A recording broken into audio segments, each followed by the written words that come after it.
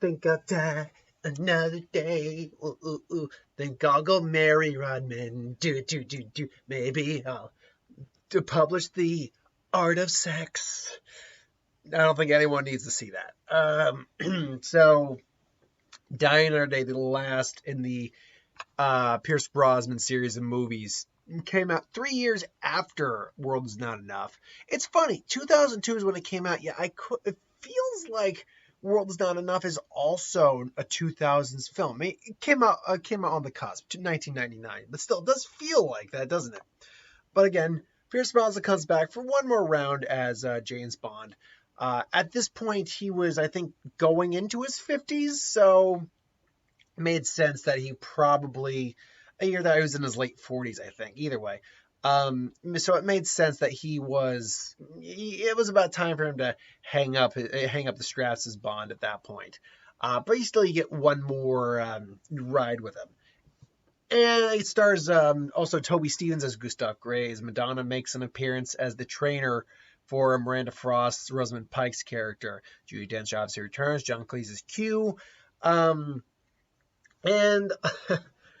among all the Pierce Brosnan films, this one is almost certainly, not even almost certainly, 100% the most nonsensical, the most comic booky, the most ridiculous. Because when you look at the plans for all the other Pierce Brosnan Bond movies, they all have some level of realism to them. You have Goldeneye, where they're going to basically use an EMP pulse to knock out information and steal money through that process. And Tomorrow Never Dies, you got a media mogul basically using stealth technology, communication to start a war between not U.S., England and China. And through that, he's gonna, get, viewing rights. Stupid but realistic. World's Not Enough. It was about oil, basically irradiating oil supplies, so her oil supply was going to go up, kind of similar to Goldfinger a little bit. And yeah, I mean, it's nonsensical, sure, but it is within a real world concept for, a plan you could do. Dino. So okay. So let's go to the pitch meeting. What are we gonna do for Die Another Day? Okay, so we want diamonds involved in this. Could we do it like diamonds are gonna be used for like this lens that's gonna siphon off power from something, or we're gonna use the reflect something. Like, why don't we turn it into a giant laser satellite? My God, that's genius. Genius. And what if the satellite, melts this giant ice castle in like this part of the world where they make the ice castles? My God, it's brilliant. Why don't we just blow up a minefield and incinerate like a plane almost? Where do you come up with this? Just give this man a raise. Give him all of our money. He's a genius. It's the giant laser satellite, basically. It's a satellite laser with diamonds. Oh my God. It is really ridiculous. The whole idea that the villain, Gustav Grace, is actually a North Korean who basically changed his face to match, his detest for, the Western civilization. That is also pretty dumb, because I'm like, how much constructive surgery did you have to do to basically look that different and not have any scars showing? It's God, it's not, it's stupid. There's no other way to say it. It's stupid. But again, like I said, in I believe the previous Bond movie review, no, it was Tomorrow Never Dies, I think I said. There's no bad James Bond movie with Pierce Brosnan. There are lesser ones. There are silly ones. This is a silly one. But even the silly ones have good stuff in it. Once again, Pierce Brosnan's great. And we get a different type of Bond here. We get a Bond who's A, been a little out of the game for a bit because he, B, got captured and was being tortured for information, for I think like a year, I think they said, and a year in a North Korean torture facility. Whew. Um, and then they make jokes about that too. It's like scorpion venom. They'd inject him, then administer the antivenom. Liver's not too good. It's definitely him then. Like they do poke some jokes at him too. Um, and this is kind of similar in some vein to License to Kill, where Bond does go off the reservation a little bit, but ultimately he comes back on the reservation. I do find it like really not absurd. That's not the right word I want to use. Presumptuous on M's part, and Bond even like kind of points it out too. Like, really, you basically 86'd me, you disowned me, and now you want my help. It's like I would have honestly been like, F you, like who the hell do you think you are? But fine, yeah, I need your resources. It would definitely be helpful, so let's just cut the middleman out, whatever. It's like, what? Q gets a couple good lines in it. I do like, by the way, I mean, it's kind of dumb. He says, give me the old firing range any day. But the whole virtual fighting range shootout simulation thing, I do like that. I do like that whole scene they have there. I also like too that the Felix Leiter we're getting here is a recurring actor.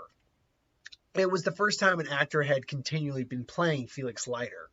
And we wouldn't get that again until the Daniel Craig Bonds as well. Because he appears in that. That's what reminded me about that. There's some very memorable scenes. The fight on the plane is really great. Rosamund Pike, I could have handled her being legitimate, like, the Bond girl love interest, but at the same time, you can tell she's having a lot of fun being like the bad girl, like being the bad guy. And then of course when you see Gone Girl, she's clearly she clearly enjoys playing those roles that have a lot of meat to them. And this where she got the sword fight with Halle Berry. It was a good time. It's a good time. That scene in the club where they're duking it out with the swords, like, that is one of the most memorable Bond fights there is for me. Like, that is still a really awesome fight. It really is. They're changing up their swords every time they get a chance. It's really cool. It really is. I really like that scene. The action sequence in the Ice Palace, it's a really fun car chase. Absolutely. Look, is the invisible car hokey? 100%. Do they try to explain it off in a way that makes sense? Sure, they try. Does it make sense? I'll say this. In theory, it could make sense, but in practice, we're a long way from doing what they did. So there is that little caveat as well. Halle Berry, look, it's Halle frickin' Berry. I will love just about anything she's in just because I love Halle Berry. We all have our celebrity crushes. I can think off the top of my head maybe 5 of my biggest celebrity crushes. Halle Berry's one of my biggest celebrity crushes ever, period. Like I've been in love with that woman since I first saw her. And I'm like, if Halle Berry came to my house today, saying, I've been watching your Clockwork Highlander stuff for a while. I found you very interesting. I'm done with my current boyfriend. Would you like to go get dinner? I'd say, first off, Miss Berry, that's very generous, but A, I'm in a relationship. B, this is a pandemic. But C, if none of that were happening, marry me on the spot, please. I don't know if I'd go that far, but yeah, if I had a chance to meet Halle Berry, I'd probably kind of gush a little bit. I would do my best to be cool. Like, oh, I've always been a big fan. Like, really great to meet you. Her and Rosario Dawson. Rosario Dawson's another one. It's like one of my biggest celebrity crush. Oh my God, Rosie. And weirdly enough, Emma Stone is one of my celebrity crushes as well. Big one. Michelle Pfeiffer was always one of my big celebrity crushes. Ultimately, this is one of the Bond movies that though it's goofy. It is a little goofy. There's just things that he's got the electric suit and all that. He can shock people. He's wearing it. It's like, he's got the power glove. So bad. Like, seriously, he's got a power glove. Um, like the whole idea is just stupid. I do like the fact his brother, who's like the henchman in this one, he got caught, the diamonds Bond brings in the beginning exploded in his face, so they're embedded in his face. I like that. That's actually, it's something distinct about the character. And I do like the fact too that when Bond 86s his ass, oh, he takes his ass out.